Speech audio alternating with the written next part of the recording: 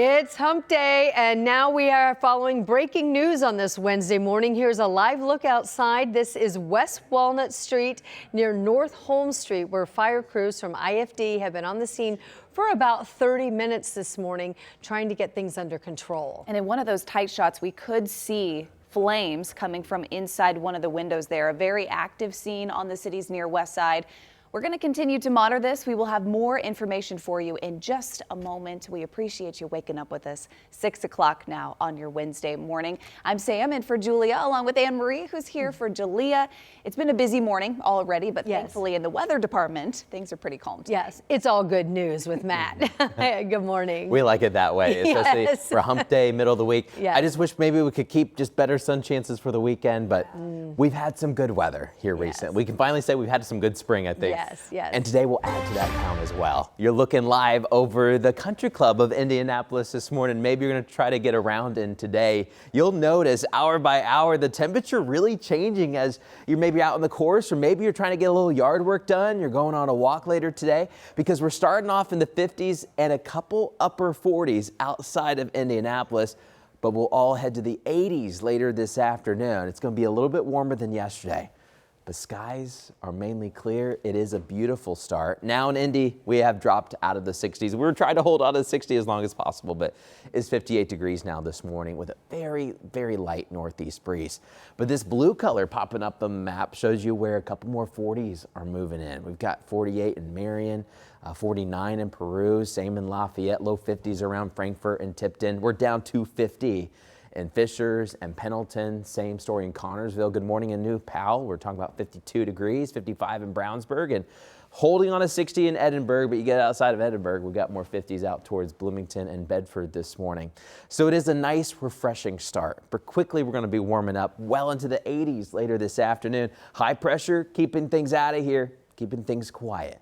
But eventually, it is going to leave. It will allow more scattered showers and thunderstorms to come in from the west. So coming up, we're going to time out when you may start seeing some rain chances and also a little bit more humidity. But this morning, Lindsay, you can maybe roll down the window for a second. It feels nice as you're headed to the northeast side. You rolled your window down because I had my heat warmer on my seat. I do the heat warmer and both. You do both? I do both. It's like crazy. you get comfort from both ends. That's right. All right, we are going to take you up to the northeast side this morning. We had some overnight construction work along Benford northbound underneath of this new bridge. That is all expected to open up this weekend. We got a lot going on the northeast side this weekend. So just a heads up, we are going to have crews once again out tonight through early tomorrow morning. They are taking down this old bridge, and they're going to be removing this old ram system from 465 eastbound to I-69 northbound. That is back open, this stretch of Benford Boulevard underneath I-465. This will again close at 9 o'clock tonight, set to reopen at 6 a.m. tomorrow. And just a heads up, we'll take a step out here because this weekend they're going to be doing the final preps to reopen the new travel lanes along 465 eastbound between Keystone and 56th Street. We want to take you back to the near west side where we are following breaking news this morning. Really, in the last 30 minutes, we have learned fire crews are battling a house fire. Yes, this is on Holmes Street near West Walnut Street in the Hallvale area. We want to show you a live look at the scene right now as our photographer pulls up. You can see multiple units there from IFD now working the scene. You can see ladders there going up to the second floor window as we're watching them working up there in that area.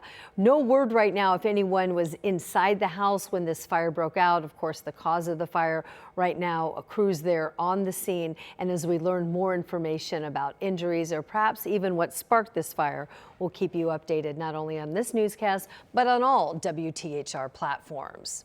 Also this morning, the family of a man killed in a triple shooting in Muncie is now facing an unimaginable loss. Loved ones say Vincent Coleman Jr. was the kind of person who lit up every room he entered. His family missing him tremendously.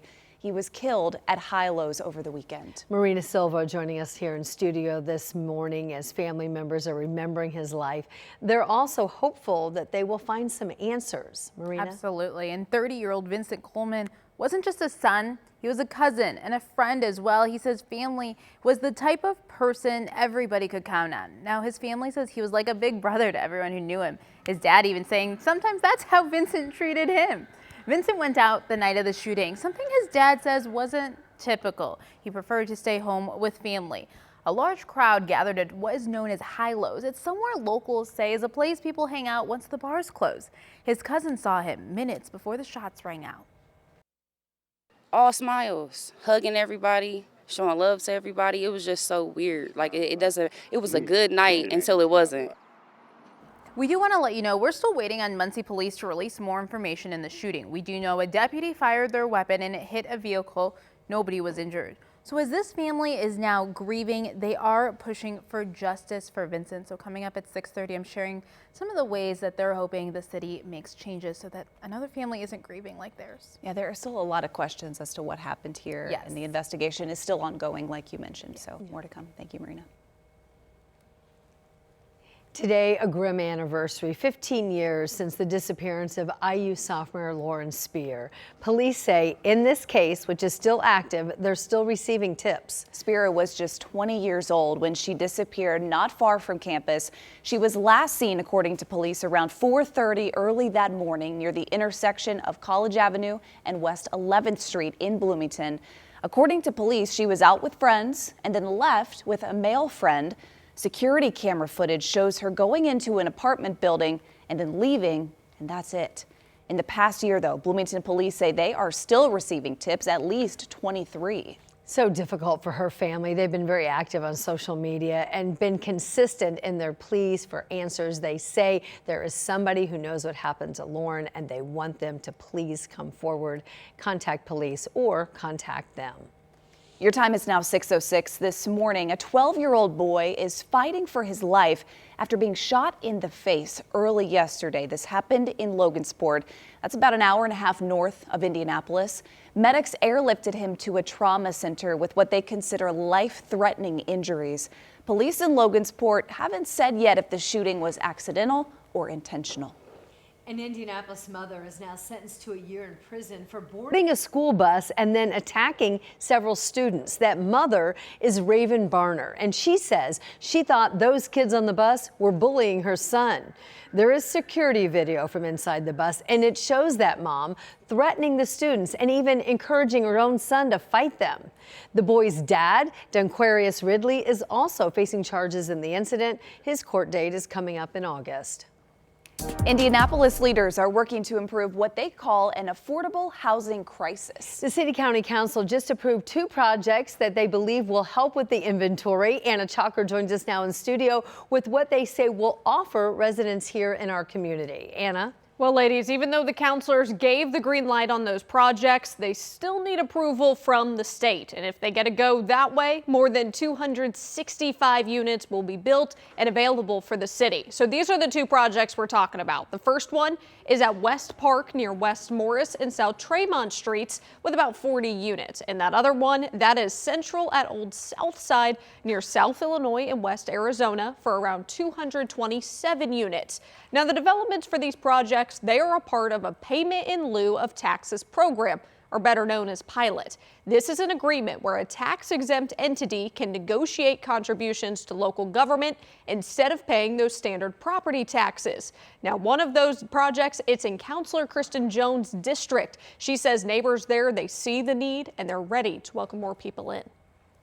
They are very excited. They feel like housing is a crisis, as we do, and they really want more affordable housing in the city of Indianapolis. Now, Jones says while there is support for that project and some older ones that have come into the city, there are some that's not getting as much. Most of the residents in the Stringtown neighborhood, they're pushing back against affordable housing developments happening on their block. That's in the area that you can see there on your screen. And these 2 projects, the cool thing about them, yes, while they're separate, they're kind of a part of one big initiative with dozens of other projects wanting to come here, really give people more places to live. So we'll share how the city's doing that coming up, but also what they got to do to get to the state, because we've got the big hurdle before we get to here. Yes, and we all know we need more inventory for sure. All right, Anna, thank you so much. Good morning, Matt. Good morning, 9 minutes after 6. We're mainly clear. In fact, you can see the moon still setting out there from the track camera. Live look on the northeast side, mainly clear skies. It is a little cool, but we're headed to the 80s today. Coming up, we're going to let you know, though, when you may have a heat index near 90 degrees coming up. Plus, election results are still rolling in from multiple states that had primary elections yesterday. We'll tell you the 2 major races in California that could have a big impact on the November election. Well, most of us love summer, but one of the downfalls, bugs. Oh, especially mosquitoes. We're going to tell you some of the best ways to fight off mosquitoes so you can enjoy that time outside.